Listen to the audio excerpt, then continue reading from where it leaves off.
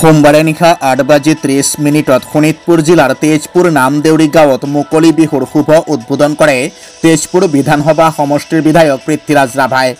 উল্লেখ্য যে বিগত বৰ্ষসমূহৰ দৰে এই বৰ্ষতো তেজপুৰ নামদেউৰী গাঁৱত অঞ্চলটোৰ ৰাইজে অনুষ্ঠিত কৰিছে মুকলি বিহু। সেয়েহে আজি ফিতা কাটি উক্ত মুকলি বিহুৰ আনুষ্ঠানিকভাৱে শুভ উদ্বোধন কৰে তেজপুৰ বিধানসভা সমষ্টিৰ বিধায়ক পৃথ্বীৰাজ ৰাভাই। আজি মুকলি বিহুৰ শুভ উদ্বোধনী অনুষ্ঠানত অঞ্চলটোৰ অজস্ৰ লোক উপস্থিত থাকে।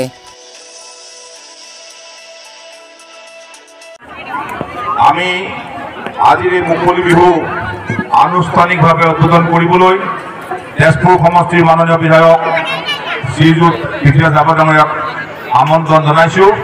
তেখেত আমাৰ মাজতে উপস্থিত হৈছেহি।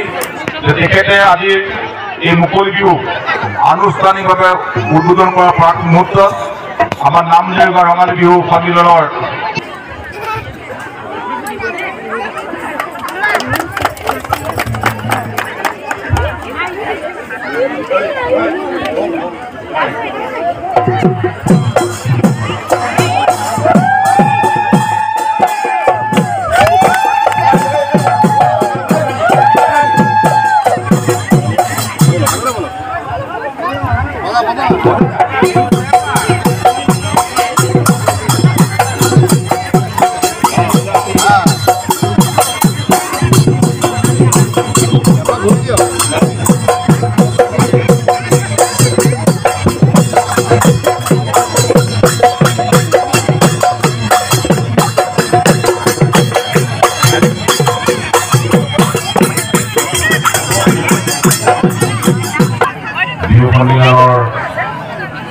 আজি মুকলি বিহু প্ৰতিযোগিতাৰ প্ৰদৰ্শনৰ যি অনুষ্ঠান, এই অনুষ্ঠান আয়োজন কৰিছে এই বাকৰি।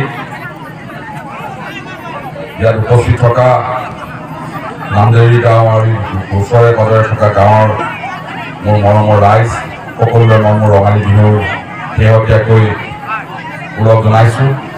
আৰু অসমীয়া নৱবৰ্ষৰ আহিবলগীয়া দিনটোত বা দিনবিলাকত আমাৰ যেন অসমীয়া মানুহৰ অসমখনৰ সুখ সমৃদ্ধি হয়, এইখিনি কামনা কৰিছোঁ। আৰু লগতে উদ্যোক্তাসকললৈ মই মোৰ আন্তৰিক অভিনন্দন শুভেচ্ছা জ্ঞাপন কৰিছোঁ।